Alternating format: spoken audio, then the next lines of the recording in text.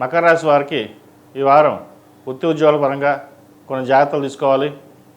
వ్యాపార పరంగా కూడా కొన్ని జాగ్రత్తలు తీసుకోవాలి.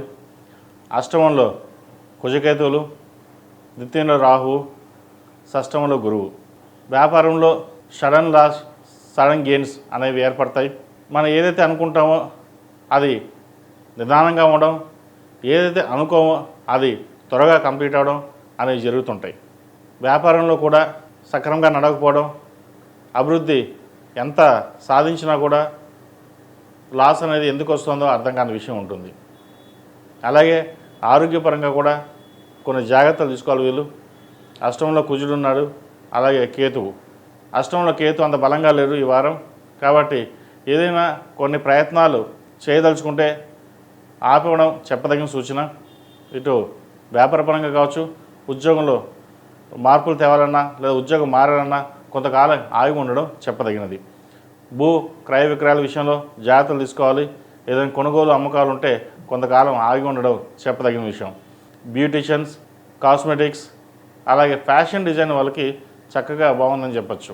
విదేశాల్లో ఉద్యోగం కోసం ప్రయత్నిస్తున్న వారు, గ్రీన్ కార్డ్ కోసం, పిఆర్ కోసం ప్రయత్నిస్తున్న వారికి మంచి అవకాశాలు కలిసి వస్తాయి.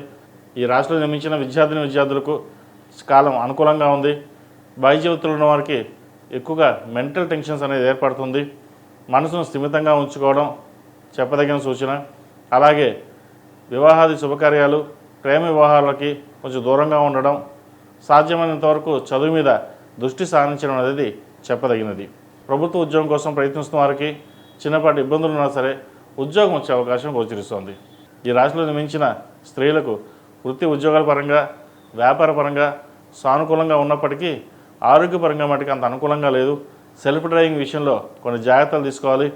భయాందోళన ఎక్కువగా ఉంటుంది వీరికి. ఏదైనా జరుగుతుందో, ఏమైనా అవుతుందో అన్న భయాందోళన ఎక్కువగా ఉంటుంది. అటువంటి భయపడాల్సిన అవసరం లేదు. చిన్న చిన్న ఇబ్బందులు ఉంటాయి, వాటిని జాగ్రత్తగా చూసుకుంటే సరిపోతుంది. ఈ రాశిలో నిర్మించిన వారు అఘోర పాశుపత హోమం చేయించడం, 8 శనివారాల శనికి తైలాభిషేకం చేయించడం చెప్పదగిన సూచన. వీరికి ఏలినాటి శని పూర్తయింది, అయినా సరే ఏలినాటి శని ప్రభావం కొంతవరకు వీళ్ళకి ఇంకా ఉండే అవకాశం గోచరిస్తోంది. జూలై నుంచి వీరికి కొంత సానుకూల పరిస్థితులు గోచరిస్తున్నాయి.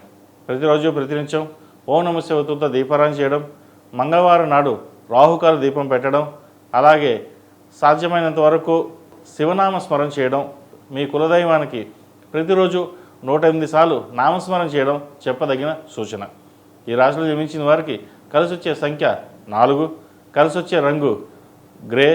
ఏదైనా పని మీద బయటకు వెళ్ళేటప్పుడు సోమవారం కానీ గురువారం నాడు కానీ వెళ్ళండి, మంచి ఫలితాలు సంప్రాప్తిస్తాయి.